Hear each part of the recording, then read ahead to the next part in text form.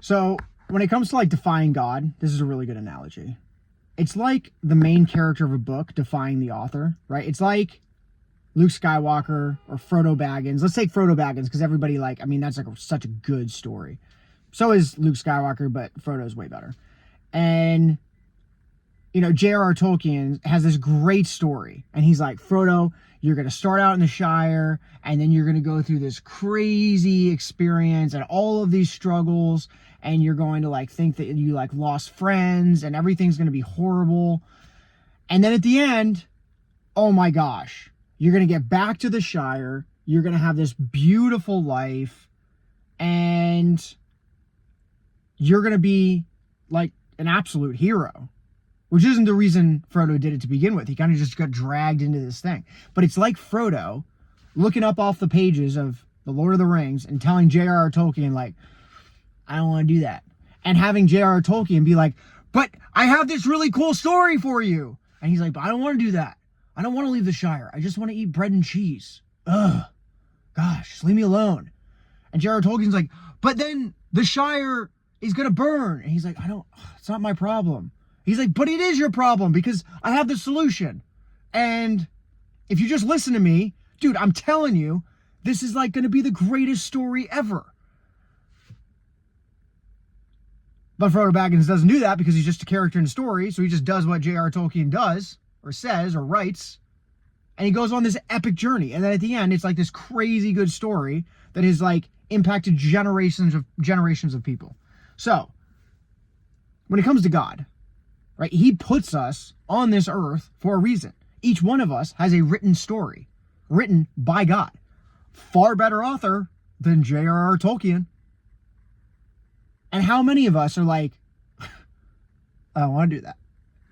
Like we know, I feel like, I don't know, maybe it's just me, but I feel like I know what I'm supposed to do. You know, even when it comes from like, even the small things of like waking up to your alarm clock in the morning. Frankly, lately, it's been like, I've actually gotten off of this, but like, I like smoking cigars and these little like cigarillos, like really small little, like almost like cigarette cigars. I've used that lately as kind of like a crutch. And I know that it's a crutch, you know, and I just stopped doing it recently, but like, I knew it was a crutch and I did it anyway, you know, and I should like offer that up. And it's like, don't use crutches, lean on God. And how often, when we know we're not supposed to do something, and that's like a really small example, but another one for like a small one for me is just like eating a little bit too much food. It makes me feel bad. It sucks my energy. And bigger ones are like, you know, and thankfully I feel free from this now, but like pornography, like masturbation, like lying, cheating on your wife. That's not me, thankfully. But like, whether it's the small things or the big things, I feel like innately we know our story. Like we know what we're supposed to do. And so often we just are like, I don't want to do that. And how much does that screw up our story? You know, the reason that Frodo had the most epic story ever is because he did exactly what J.R.R. Tolkien told him to do. If somebody came in and told J.R.R. Tolkien, like, no, you can't write the book that way. Nah, I don't like that part. I don't like that part. And he had to constantly like revolve around. Maybe that's a better analogy. What if J.R.R. Tolkien had to run his book by somebody else or all of his ideas, and every idea he had to bounce it off you. And you had to be like, oh, I don't know what I think about that. I don't know. And you constantly were like giving him crap. And he had to rewrite the story around your ideas, even though you're not a great writer. How much suckier would the story be? Like, The Lord of the Rings would not be a smash hit probably, because it would suck, because it would be written by people like us and not J.R.R. Tolkien. And so you have a story. God has like written a story for you. But every time that you sin, every time that you go against the will of God, you're going against the story that he put you on earth to do. So if you want to have like this super epic life, you got to try really, really hard. And then that's where the stories of the saints come in. Like they're epic. They're like wicked cool. And sometimes it doesn't mean that like you're going to change the world, you know, but you push forward God's mission, his will,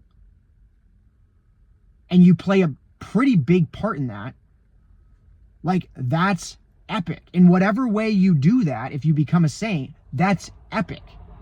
So, yeah, don't push against the story. You know what I mean? I think people think like, oh, well, like, I don't know, God doesn't have, he's got a plan for you. Otherwise, he wouldn't have put you here. It's your job to do what he's told you to do, which is like the 10 Commandments, go to church. And that's like the bare bones basics. Like evangelize, pray to him like every day, you know, like find good Catholic, holy friends. If you're not Catholic, whatever, but like find good, holy people to hang out with who can bring you closer to the Lord. And then do your darn best and listen to your conscience. Listen to that inner mind when it says, don't do that. And then listen and then do the right thing. And then where would your story be if your whole life you did what you knew you were supposed to do? My life would be different. So, this is a really passionate video, but yeah. Live out your story. Live out the story that God put you on earth to do. But the only way you can do that is if you constantly seek his advice. If you constantly seek the help of the Lord and of Mary and of the saints.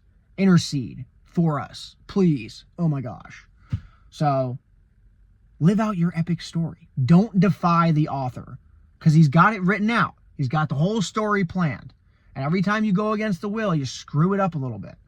So, but maybe that's part of your story. So it's not like it's hopeless, right? Maybe that's part of your story. I feel like part of my story is if God wanted me to be this super holy person, I could have been that a long time ago. He could have just made me that way.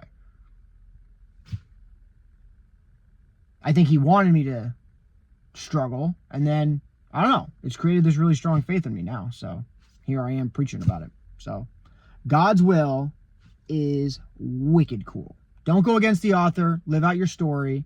And the best way to do that is to pray and ask for help. And then do what you know you're supposed to do. Have a great day. See ya.